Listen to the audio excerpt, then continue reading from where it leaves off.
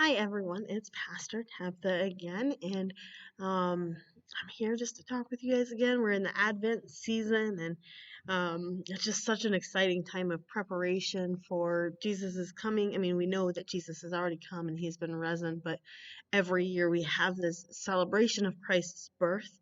Um, and in the Advent season, we prepare ourselves for that celebration of the King's coming, the celebration of this baby that's coming. And last week we talked about hope and how do we prepare for Christ's coming and the hope of Christ. Um, this week we are talking about peace. Um, so just want to put that in your head or before we start reading our passage today. The passage today is Isaiah chapter 40, verses 1 through 11. It says, "Comfort my people, says your God, comfort them. Speak tenderly to the people of Jerusalem. Announce to them that their hard labor has been completed.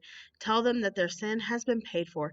Tell them that the Lord has punished them enough for all of their sins. A messenger is calling out in the desert place, make way for the way. In the desert, prepare the way for the Lord. Make straight a road through it for your God.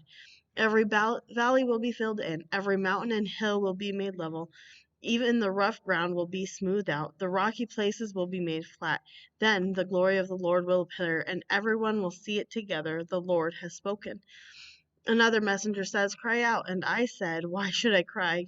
Cry out. All people are like grass. They don't stay faithful to me any longer than wild flowers last. The grass dries up, the flowers fall to the ground, and that happens when the Lord makes his wind blow on them. So the people are just like grass. The grass dries up, the flowers fall to the ground, but what our God says will stand forever.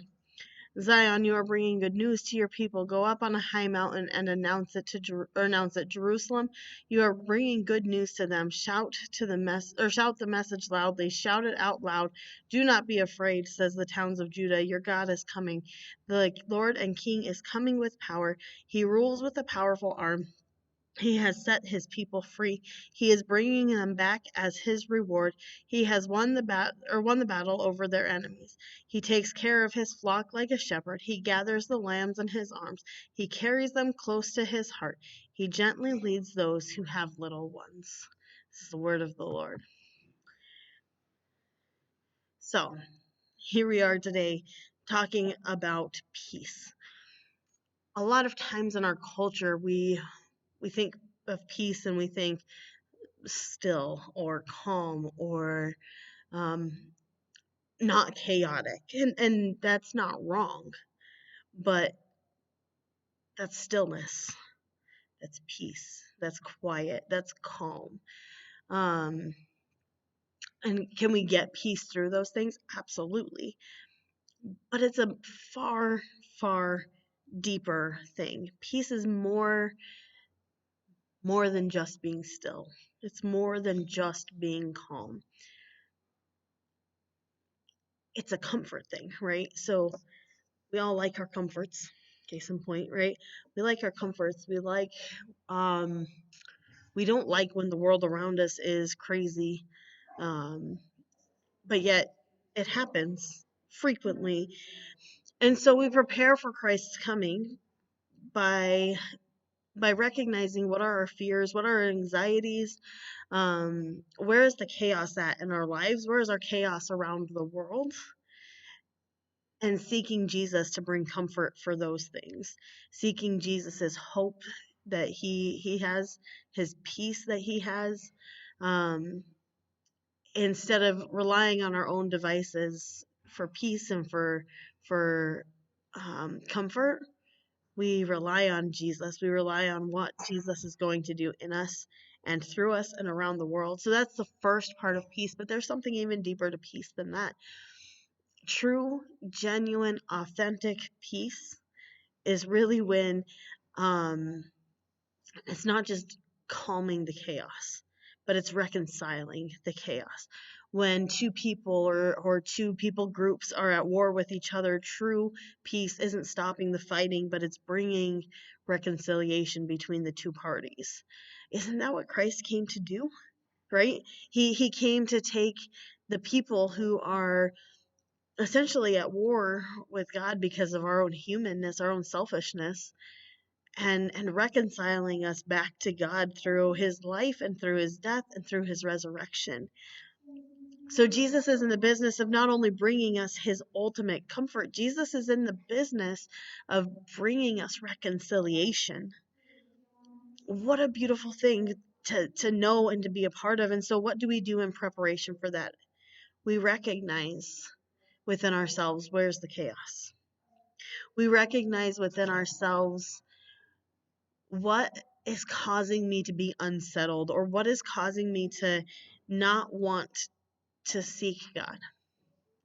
We start by addressing that.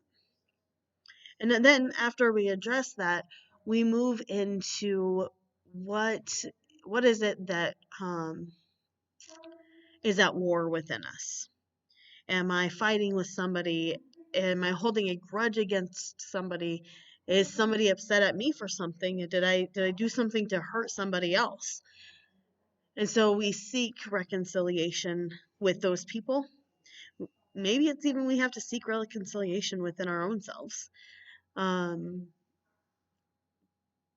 to prepare ourselves, we have to recognize what in us needs comforting and what in us needs reconciliation, and prepare ourselves for those. But then on the flip side of that, we also need to recognize what in the world needs Jesus' comfort.